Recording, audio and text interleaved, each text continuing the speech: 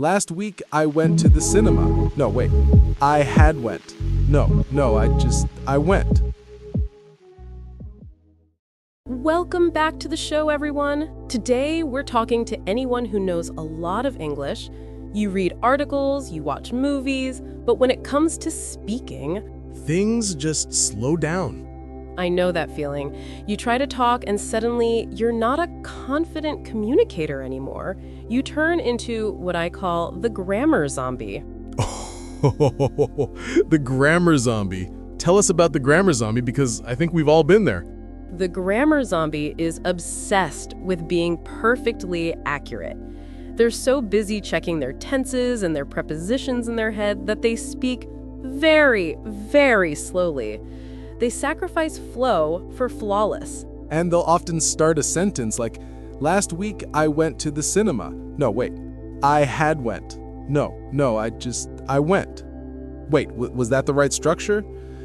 They completely lose the point. It's a huge trap because you know so much now. When you were a beginner, you just said, me go store, and people understood you. But now that you know the rules for the past perfect continuous, you feel you must use them perfectly. That's the trap. You have this huge toolbox of knowledge, and you try to use all the tools for a simple task, like trying to use a microscope to see a picture on your phone. You don't need a microscope for that, right? No, you don't. And look, here's a reality check. In the real world, communication is not a test. Nobody cares if you mix up who and whom in a conversation. They care about your story. Exactly. Let me give you a quick personal example. I had a student, Maria, a brilliant engineer.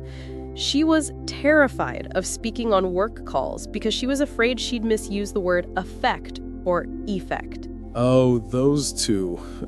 Even native speakers mess those up.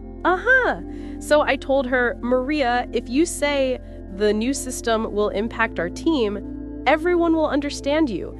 That verb is simple, it's clear, and it keeps your flow going. She stopped aiming for the perfect word and started aiming for the functional word.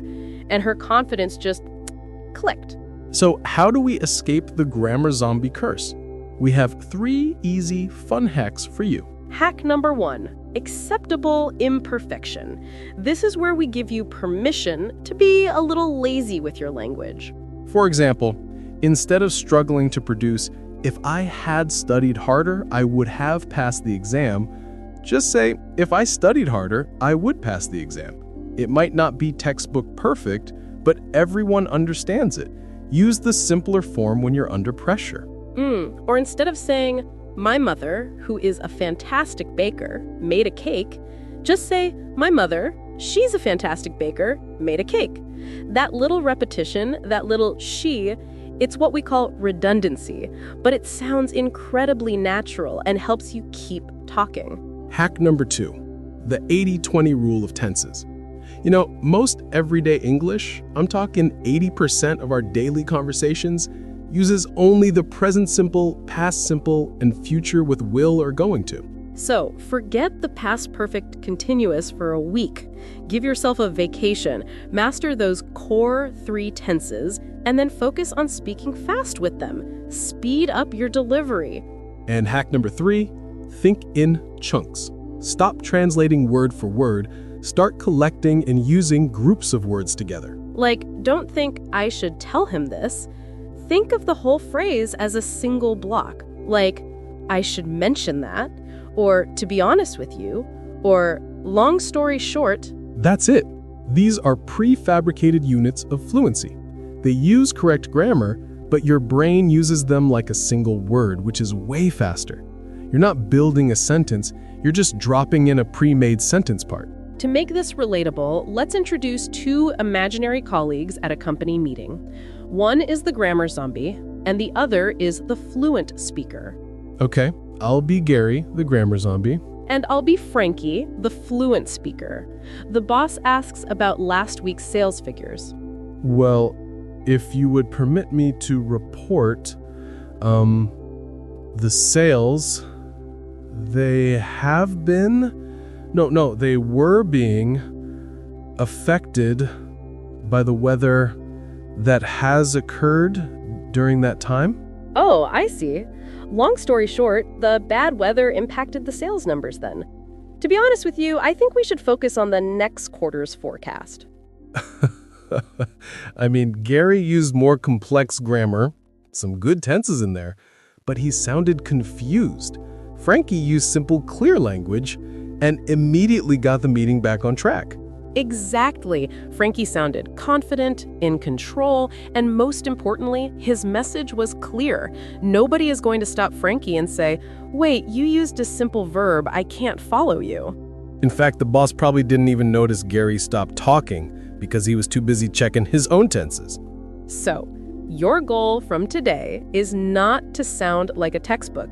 Your goal is to be like Frankie, clear, quick, and focusing on the core message. Stop seeing mistakes as failures. Start seeing them as necessary speed bumps on the road to fluency.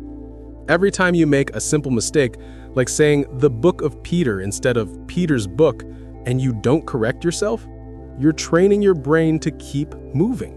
You have done the hard, boring work of learning the rules. Now it is time to turn those rules off and let your speaking engine run. My challenge for you this week, find a story you want to tell. Something simple, maybe about your day or a funny thing you saw. Record yourself telling that story and time it. Next time, try to tell the same story 10 seconds faster, even if you make a few more mistakes. Love that. It forces the speed. Remember, fluency is a habit, not a level of knowledge. You can do this. Stop being a grammar zombie and start being a fluent speaker. That's all for today. Check out the show notes for a list of those great chunks we mentioned. We'll talk to you next time.